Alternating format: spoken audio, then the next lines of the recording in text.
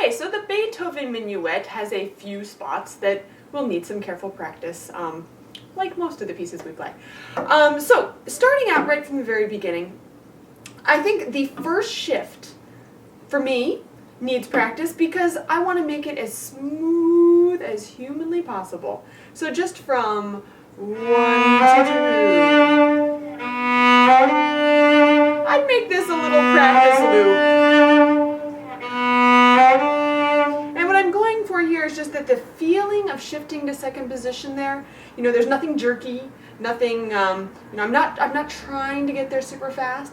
In fact, I'm trying to get there as slowly as I can and still make it on time. And one thing that really helps me to make this smooth is if I'm releasing the string.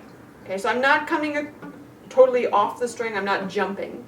But before I leave, my finger is letting the string up. Okay, so that I don't have that friction to deal with that I would have if I was still pressing down. Okay, so you might check out da da dee. Try it even silently a few times. Dum ba dee, and see if you can let that string. You know, you want to let go of the pressure on it, so your hand just falls to second position. Okay, part of this also is you want to feel like from up here that this part of your arm is literally falling. You know, it can kind of propel you into second position. So we never want to shift, you know, from the hand or from the finger. That's a total no-no. You want it to be your arm is, or even your back is where the shift movement starts. Okay? So once you've gotten good at that, feeling calm, feeling relaxed, silently, you might put the bow back in. And of course we're starting on an up bow here. We've got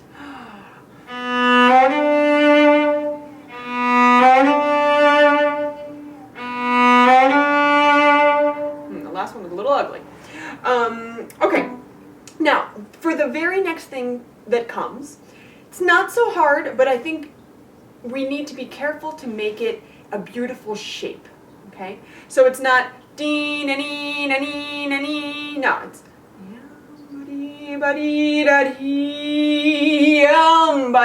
right? We're going somewhere, telling a story here.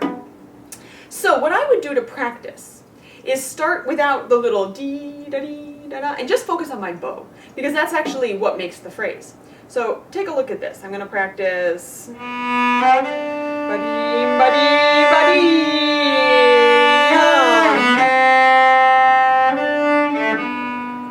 Okay, so do you see how all I did was I left out the dee da dee da da, so I could make sure that my bow was really pulling through that long note. Watch one more time. And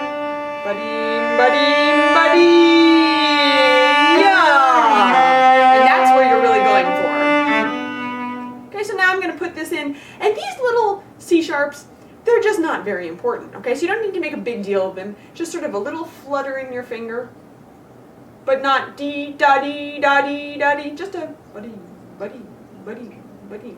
Because you might even practice that one silently. Bum, buddy buddy buddy. Feeling very casual about it. Okay. So if I put them together, buddy buddy buddy buddy.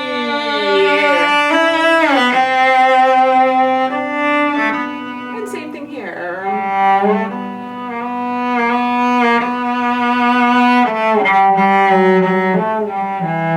Let's repeat.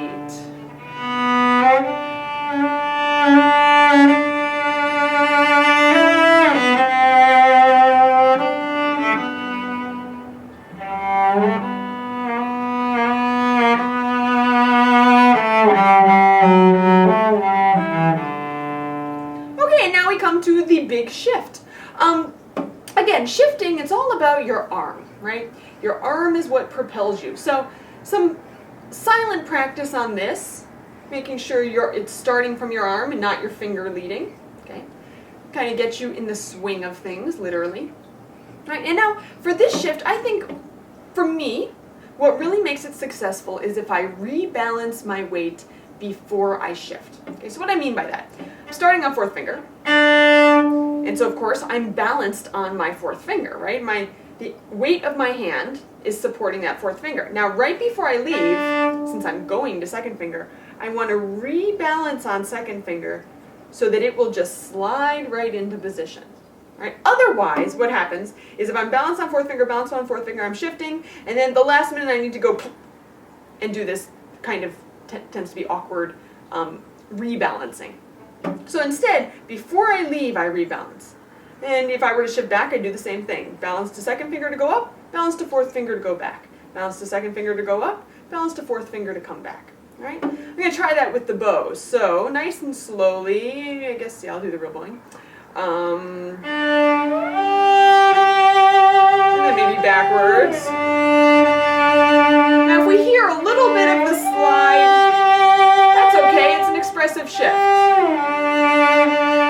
Okay, so I rebalance, I release the string so I don't have that friction. And I feel my arm fall to the new position.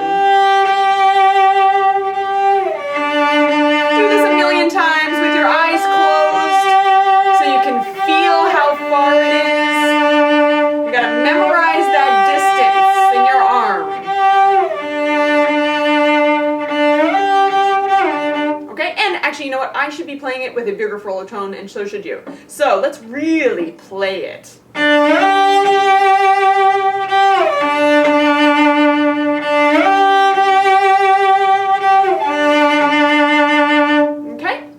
The more times you do it, the more confident you will feel that you know where you're going. Then once we get there, we've got a half step between 1 and 2 and a whole step between 2 and 3. So you're going to have this finger spacing, okay?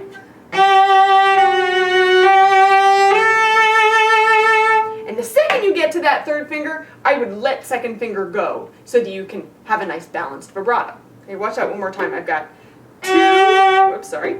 Half step, whole step, and let it go. And nice full vibrato, huge tone. Check if your bow is close to the bridge, because if it's not, you'll be getting a wimpy tone, right? The higher your hand goes, the closer to the bridge your bow needs to go. One more time. Okay? Then we've got this quick thing going down. And again, I think what makes this spot really work is if you think about rebalancing your hand. So I've got ba-da-da, balance to 4, go back, da-dum, okay? Ba-da-da-da-dum, rather than da-da-da, balanced on 1, go back, ah, finger's not ready. All right, so I've got to rebalance to 4, ba-da-da-da-da, and it just slides right in there. Ba-do-do-do-do. Practice it silently a bunch of times, kind of feeling the flow. And of course, it's your arm that pulls you back to that position. It's not your finger leading. Ba-da-da-da-dum. Might even do it faster. Ba-da-da-ba-dum. Ba-da-da-ba-dum. Ba-da-da-ba-dum. Feeling it smooth. Ba-da-ba-ba-bum. You want it to literally feel good to do that. All right, and then we add the bow. It's an up bow.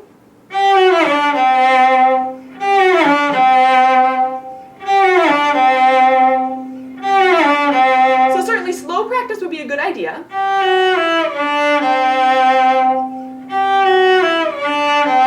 But super fast practice is also a good idea, keeping yourself loose and relaxed. Feeling yourself falling back, okay? All right, that shift is one that takes a bunch of practice, all those shifts in there. Da-da, yum-ba-dee-dum. Then we're back to our phrasing.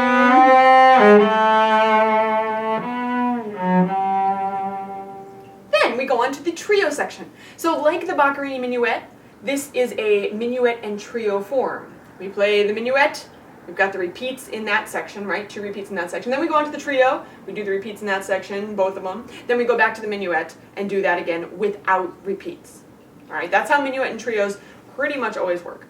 So the middle section, I love it. I think it's so cute and charming. But the bow pattern might take some getting used to.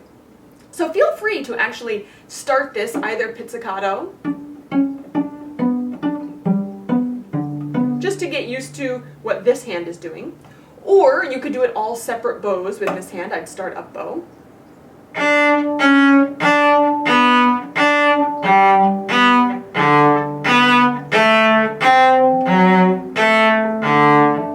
Okay, those would be 2 good practice strategies for getting used to the notes without having to think about the bow. All right, but we're not going to really go through all that right now. You can do that on your own. Once you do add the bow and you're feeling pretty comfortable with this up, up, up, down, up, up, down. Now this bow stroke, the way I'm doing this, essentially is just a plain old up bow with some interruptions, little grabs on the string. Mainly I'm using my first finger and my thumb to do that. All right, but my arm is not going It's pretty much just keeping smooth. Okay, and the faster you want to do it, the smoother your arm will need to be. So you can practice that on an open string. All right, whatever. And then with the notes.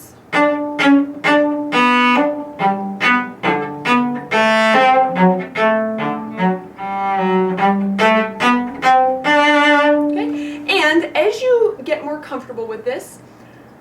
I confess I like it kind of fast, kind of quick, and with a lot of flexibility in dynamics and even a little flexibility in tempo. So really, put on your charming face, all right, and flirt with your audience a little bit here. You got.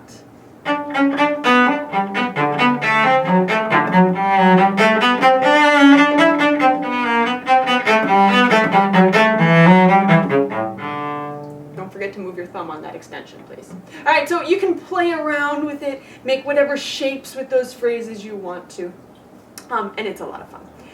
I think I might mention that the next section,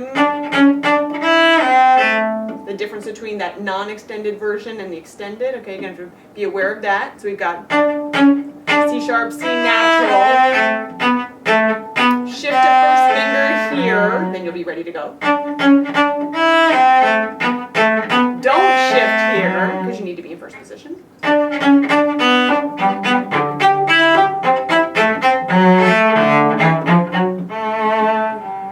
Alright, so I'm going to go back to the beginning.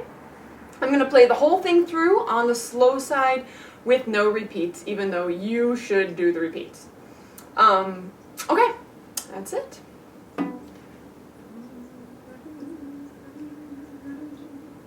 This beginning is actually a little hard to do slowly, so if it doesn't work for you, join me later.